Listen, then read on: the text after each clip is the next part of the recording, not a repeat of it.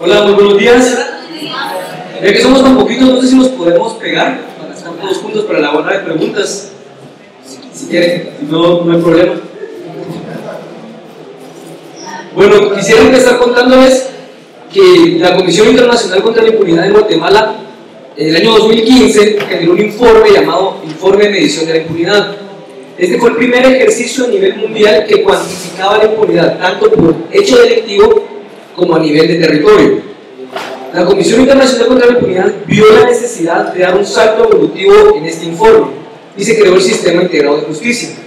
El Sistema Integrado de Justicia tiene la habilidad y la capacidad de cruzar la base de datos de las 5 instituciones de justicia del país: Organismo Judicial, Ministerio de Gobernación, Ministerio Público, Instituto de Defensa Pública Penal y el INASIF. Es importante resaltar que desde los acuerdos de paz el Estado de Guatemala vio la necesidad de modernizar el sector justicia del país. Entonces vimos la necesidad de generar un espacio interinstitucional que permitiera a las autoridades ponerse de acuerdo en al menos acuerdos mínimos que podían llegar a concretarse en acciones concretas para mejorar el sector justicia del país. Por ahora el Sistema Integrado de Justicia únicamente aborda el Estado penal. Entre las variables de análisis que permite el Sistema Integrado de Justicia es un modelo de gestión interinstitucional, medir la incidencia y eficacia del sistema, la tasa de incidencia delictiva, la eficiencia del sistema de justicia, el nivel de impunidad, que ha llegado a medir el nivel de impunidad a nivel municipal y departamental. Mejora el desempeño del sistema de justicia al generar recomendaciones de políticas públicas, mira el recurso humano existente y el necesario para combatir los delitos, y la duración de los casos, es decir, el tiempo entre la denuncia a la sentencia. Aquí vemos, por ejemplo, que el Sistema Integrado de Justicia nos permite saber cuánto debería de crecer las instituciones. Vemos que actualmente para la impunidad que existe se necesitarían 1.383 jueces más, 107 peritos de INASIF más, 100 defensores públicos, 6.725 investigadores, entre investigadores de la PNC y de la Fiscalía, y aumentar los fiscales y auxiliares fiscales en 7.473. Esto es interesante porque vemos que el Estado no invierte en el sistema de justicia. Vemos, por ejemplo, los jueces por 100.000 habitantes a nivel mundial, en el cual Guatemala es el que menos tiene, únicamente 6.6 jueces por 100.000 habitantes. Vemos otros países en la región como Bolivia, Colombia y Brasil que oscilan entre el 7.7 y el 10.4. Cabe resaltar que el estándar internacional es entre 10 jueces por 100.000 habitantes y 17 jueces.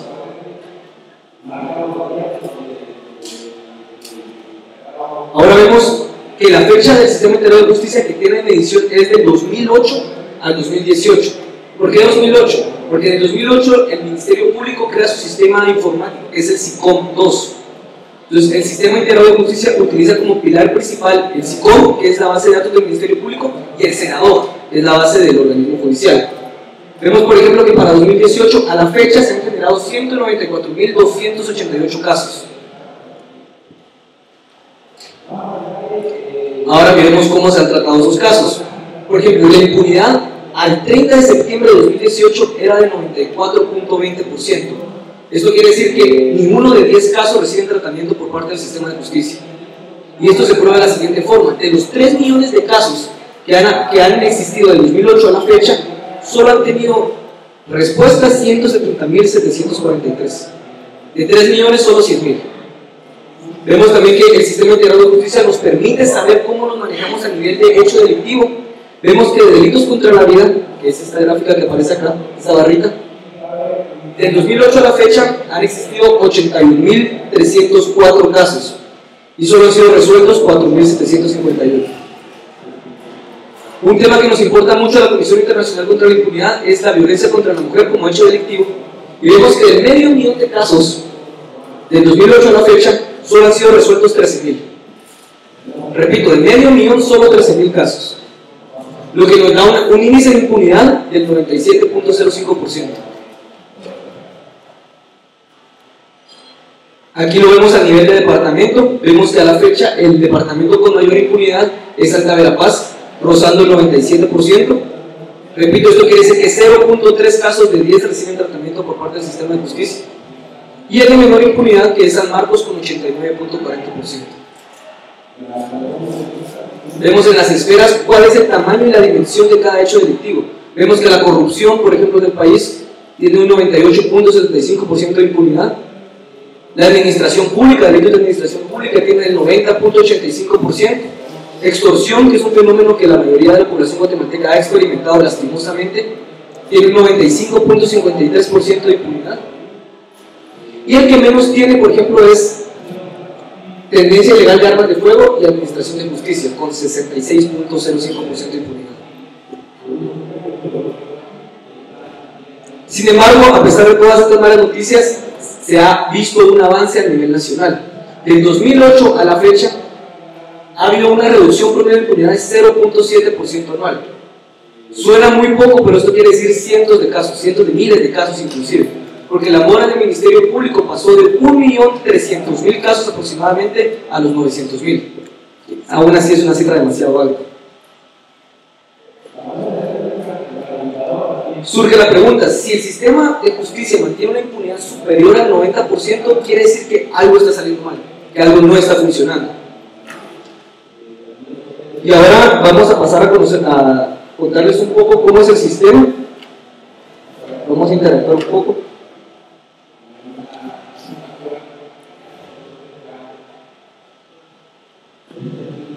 Así es como funciona el sistema integrado de justicia.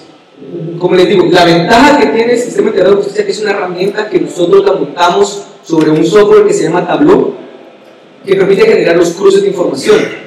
La ventaja de esto es que queda a la imaginación del analista. Por ejemplo, podemos ver la eficacia y la eficiencia por delito. Por ejemplo, vamos a conocer el delito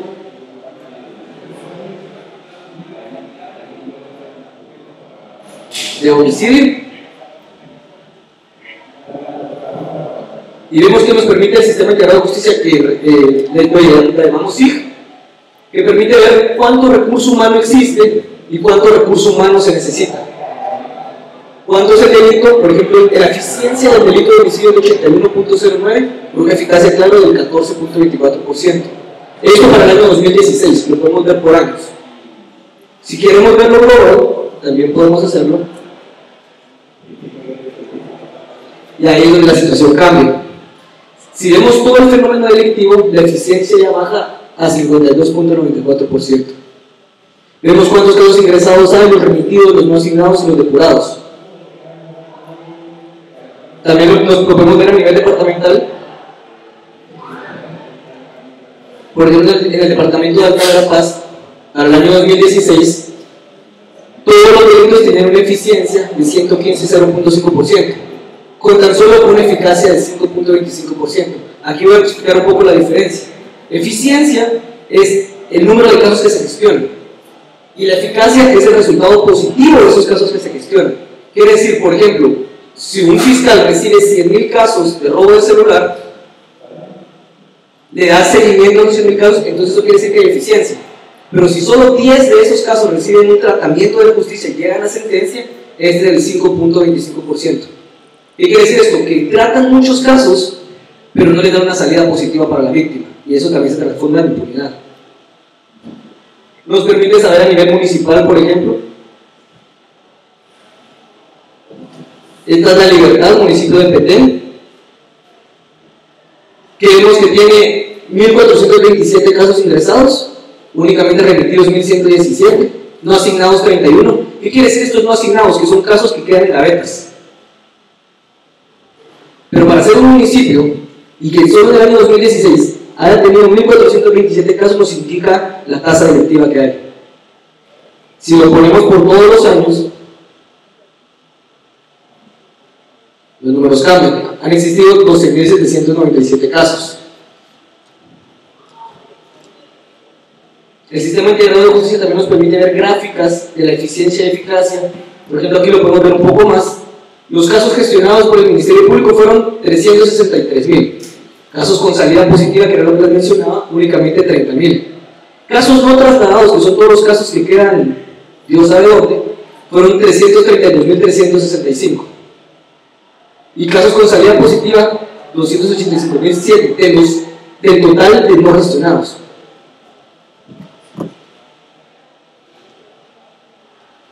Esta es una gráfica un poco interesante, pero difícil de visualizar de esta forma, así que voy a hacer un poquito más claro. Esto permite ver a nivel departamental con cuánto recurso humano cuentan las instituciones de justicia.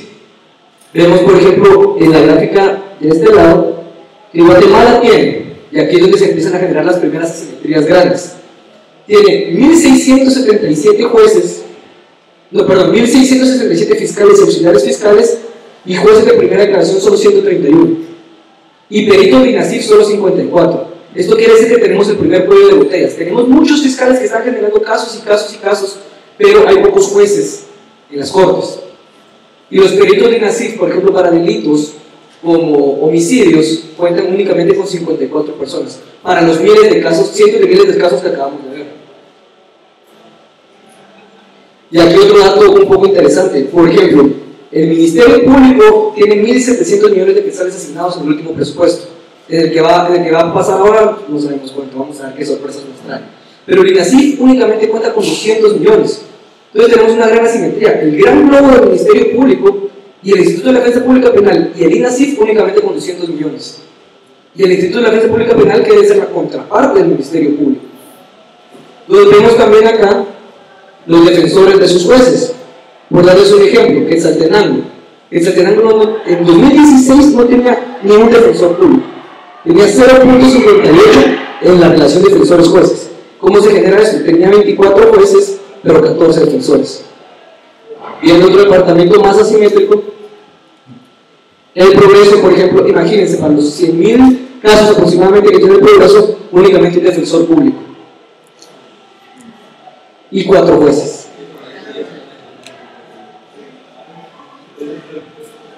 Técnicos de INASIF, que era lo que les mencionaba, en Chimaltenango, por ejemplo, 38 fiscales y auxiliares fiscales y únicamente 5 jueces. Y únicamente 6 peritos de INASIF para ver los cientos de casos de violencia contra la mujer y de homicidio. Y el Estado no invierte en justicia.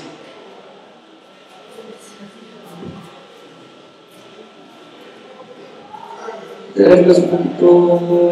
Vamos a ver sentencias. Esto es lo interesante de todo. Vemos las sentencias emitidas y las personas condenadas. Entonces, del 1.200.000 casos que existían en mora en el Ministerio Público, hay cientos de miles de personas. Pero únicamente para 2016 hubo 10.143 condenas.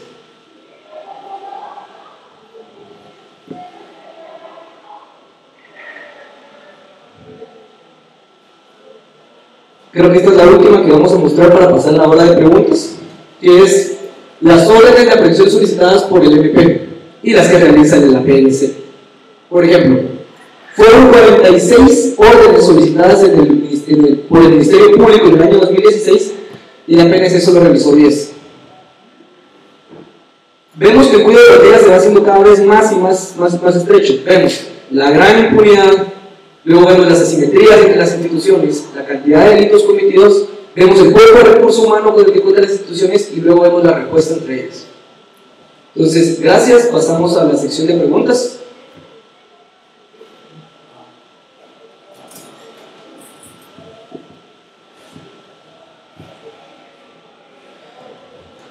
Solo quiero que te dieran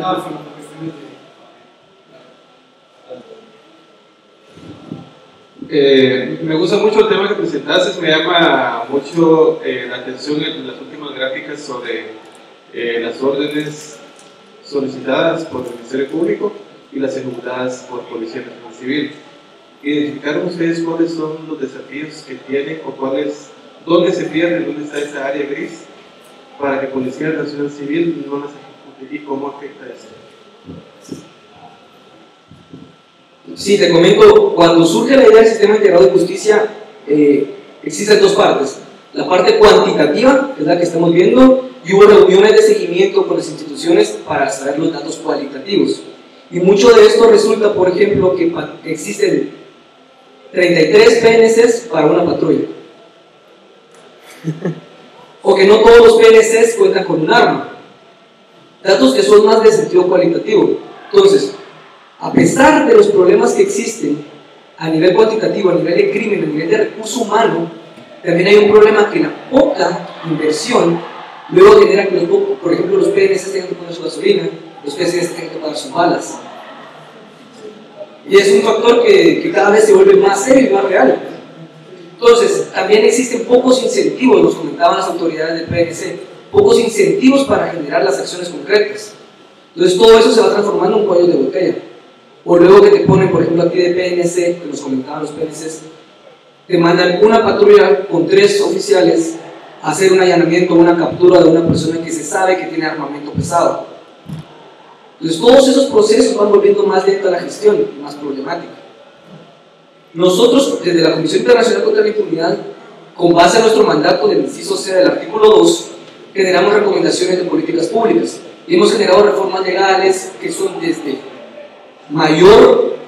generar mayor dinero a las autoridades, una mayor inversión, a generar pequeños ajustes, por ejemplo, pequeñas unidades que gestionen todas estas órdenes, coordinación interinstitucional entre el Ministerio Público y PNC para que se pongan de acuerdo cuáles tienen que ser prioridad con base a delitos. Por ejemplo, no es lo mismo gestionar una orden por homicidio que una orden por robo de celular. Mira. Gracias. Muy buenos días. Buenos días. Mi nombre es Ana Oviedo, soy hondureño y en Honduras tenemos un sistema parecido al de Guatemala que se llama la MASI, tiene 2 años de estar funcionando, que a diferencia de la CICI, que es de la ONU, y es de la OEA. Mi pregunta va relacionada porque cuando uno escucha la conferencia muy interesante, da la conclusión es que la CICI, a pesar de los 10 años y que han habido algunos pequeños avances, los grados de impunidad se mantienen. Es decir, han bajado un poco, pero se mantienen. Y en mi país también está la misma tendencia. Cuando a un ciudadano se le pregunta a veces, ¿está bien que exista la CICI o la MASI, por ejemplo? Dice, está bien porque viene a solucionar un problema. Otro punto de vista es, no, significa que el Estado es un Estado fallido y tiene que venir desde afuera a arreglarnos un problema. Entonces, en el tema de los sistemas integrados de justicia, en mi país algo se ha hecho de eso, hay un marco legal para este tema. Pero mi pregunta es, da la impresión que en esto se necesita una colaboración interinstitucional, pero siempre existe un reserva en la colaboración interinstitucional. Entonces mi pregunta es, ¿será por esa razón que los resultados o la eficiencia no ha sido hasta este momento lo que se esperaba? O, voy a decir una cuestión más seria, más difícil, o es que hay otros temas de trasfondo, como el tema del narcotráfico, o otros temas ahí un poco ocultos, que nadie sabe, que son los que no han dejado de que realmente esto avance como esto debiera. Muchas gracias. Gracias. En primer lugar, creo que es importante que rescatemos que países como Guatemala, como Honduras, como El Salvador, estamos saliendo de un conflicto armado interno que generó muchos, vacíos y generó muchas asimetrías, tanto a nivel interinstitucional, institucional, como a nivel de población. La Comisión Internacional contra la Impunidad es consciente de esto y por eso es que estamos invirtiendo y últimamente hemos generado actividades con base al factor de la cultura de legalidad. Ya que la cultura de legalidad nos dice de que sí hay problemas sociales, culturales y políticos que afectan a la sociedad. Y muy bien decías tú, uno de esos problemas son los recelos interinstitucionales. Desde los acuerdos de paz, por ejemplo, en Guatemala han existido intentos, como generar el sector de modernización del sector justicia, que permitieron ver esos problemas que había. Y aparte de esto, nos enfrentamos a problemas globales, problemas que nos afectan a toda la región, como el narcotráfico, que es un problema que lo vemos en toda América Latina. Entonces sí, la MASI y CICIG son cooperantes y ayudantes de la institucionalidad. Por ejemplo, la CICIG no puede actuar sin el Ministerio Público y tenemos la facultad de ser queregantes adhesivos, a diferencia de la MASI. Respondiendo a tu pregunta, si la impunidad se ha mantenido, vemos que sí, podemos decirlo que la impunidad se oscila entre el 98 en 2008 y el 90 en 2018. ¿Qué quiere decir esto? Que el camino es posible, pero que el camino es lento. Y que no es un camino que se pueda abordar solos. Tiene que ser toda la institucionalidad, y ahí es donde viene la voluntad política. Porque sin voluntad política, sin voluntad ciudadana, esto es imposible.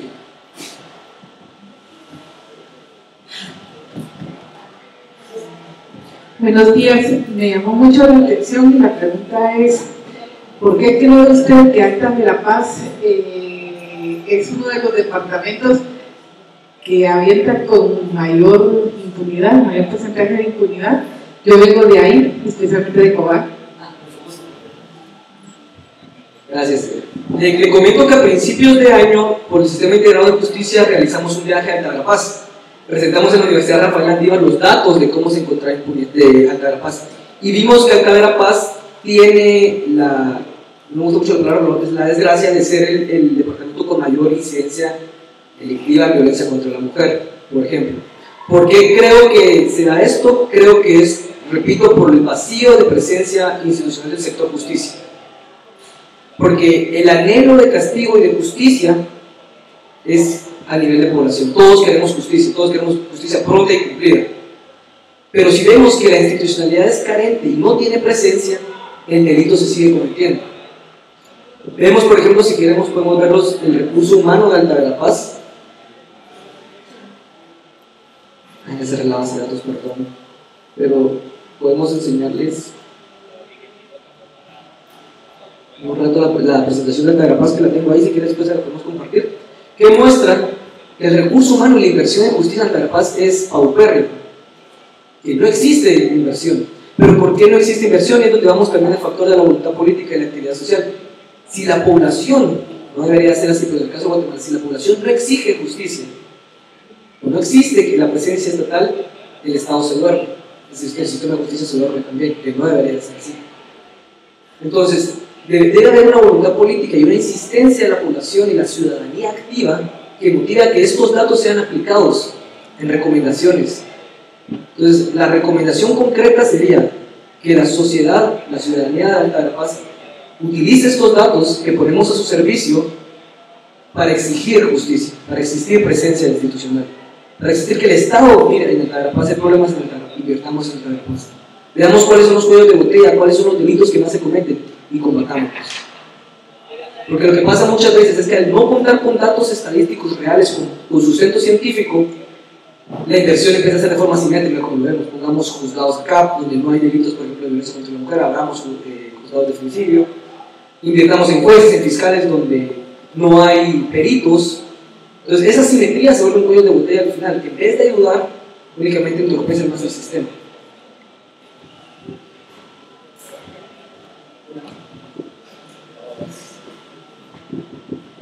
Buen día. Me llamó bastante la atención acerca de los datos. No sé si los registros, o sea, los casos de omisión, de robo, lo hacen semanal, mensual o anual. No sé si lo digo, tal vez estaba desorientado. Y la otra cosa que me llamó la atención es dónde se puede localizar esta base de datos. Me imagino que tiene que ser un acceso libre para todo público o si lo publican en alguna fuente. Bueno, te comento, el sistema integrado de justicia ha tenido en momento 3 etapas, digamos. La primera etapa que lo hicimos con la información de 2008 a 2014, luego vimos la necesidad de justamente estarlo actualizando constantemente. La segunda fase fue, que es la que acabamos de ver, de 2014 a 2016, y estamos justamente trabajando ahora, que la terminamos la semana pasada, que es las vueltas territoriales que estamos haciendo para enseñarlo, la tercera etapa, que muestra de 2008 a septiembre de 2018. Viene una cuestión. El sistema integrado de justicia actualmente nos permite saber en tiempo real, porque periódicamente, semanalmente, mensualmente se está metiendo toda la información nueva. Entonces los cruces van cambiando. Y es un dato muy interesante porque, por ejemplo, si tú miras la impunidad de 2008, únicamente 2008, hoy a la fecha, la impunidad es muy alta, pero esa impunidad no es totalmente real. Tienes que esperar a final de año para ver durante el año si se le dio tratamiento a esos casos, porque es como que tú estés metiendo todos los días en una bolsa piedras, pero vas sacando menos. Entonces al final de año puedes ver cuántas sacaste de todas las que entraron en el año. Por eso es que nosotros en esta presentación cerramos en 2016-2017, porque 2018 se mantiene en tratamiento. Respecto a la información, si es pública o no, desde la Comisión Internacional contra la Impunidad hemos estado trabajando en informes que muestran el estado de la justicia, y en un futuro próximo esperamos que la información sea de acceso público, que es la idea, que sea de acceso público. Pero primero necesitamos generar un sistema integrado que sea amable con el usuario, que permita generar todos los cruces de información que se permitan, pero pronto la estaremos publicando y haciendo oficial.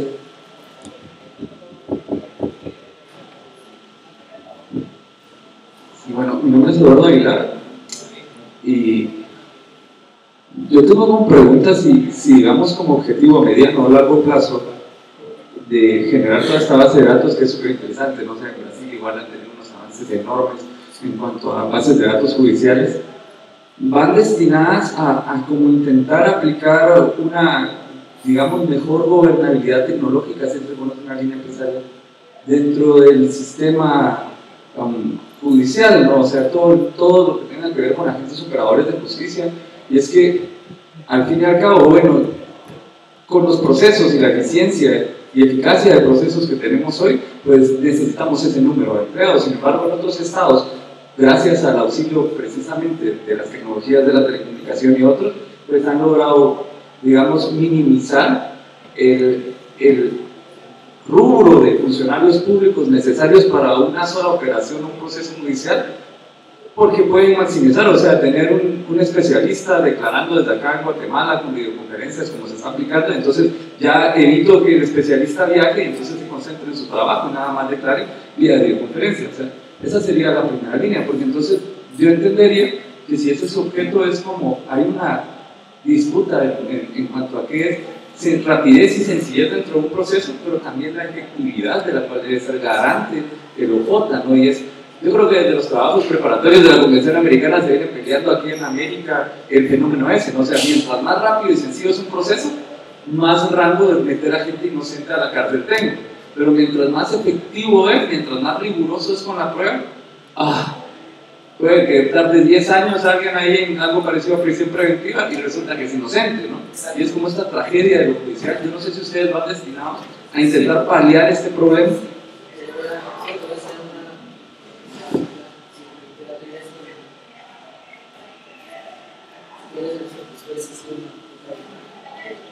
Sí, correcto. Creo que es un reto que se ha enfrentado a toda América Latina, ¿no? El tema entre rapidez y hacerlo bien. Entonces, por eso nosotros, como comentaron en un principio, hemos medido tanto la eficiencia como la eficacia. Y en un primer momento fue sumamente alarmante, porque nos dimos cuenta que por la tasa delictiva y la incidencia delictiva del país, si queríamos tener el recurso humano con los procedimientos actuales, reformas, etcétera, etcétera, se necesitaba crecer 40 veces. El Estado necesitaba invertir 40 veces más para darle tratamiento a toda la incidencia delictiva que había y al porcentaje de impunidad. Entonces pensamos en otros ajustes interinstitucionales, pues, reformas de políticas públicas, reformas, etcétera, etcétera, que están con base a nuestro mandato, y nos dimos cuenta que la inversión va cambiando. Al igual que si el Estado priorizara ciertos delitos como la extorsión, delitos como el homicidio, delitos como la trata de personas, delitos como la violencia contra la mujer, delitos sexuales, tu recurso humano se va volviendo más pequeño, la inversión se vuelve más pequeña. Si tú supieras qué delitos atacar. Porque si tú intentas atacar, por ejemplo, de la misma forma delitos, y este es el ejemplo que más me gusta, robo de celulares con homicidios, inviertes el mismo tiempo, inviertes a los mismos fiscales, tal vez el resultado de casos va a ser el mismo, pero la importancia del delito, que repito, no debería ser así, todos los delitos deberían tener un tratamiento igual, pero creo que todos estamos de acuerdo en que es mejor darle un tratamiento rápido, eficaz a los homicidios que a los robos de celulares. Sin embargo, actualmente, como está el sistema, trata igual a ambos delitos. Pero si el Estado priorizara los delitos que afectan la dignidad y la vida humana, creo que tendríamos mejores resultados. Es decir, una pregunta más. Bueno, muchas gracias. La información queda a su servicio, pronto será pública, como le hacemos la pregunta. Espero que genere más preguntas que respuestas a esta información y muchas gracias.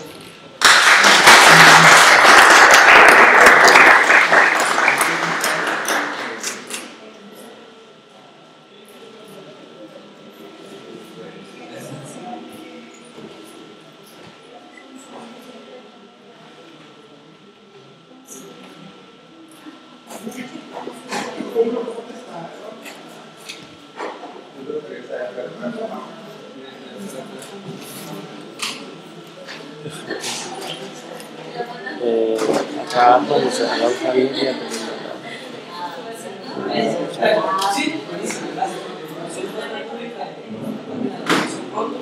acá se la familia, pero no la llave.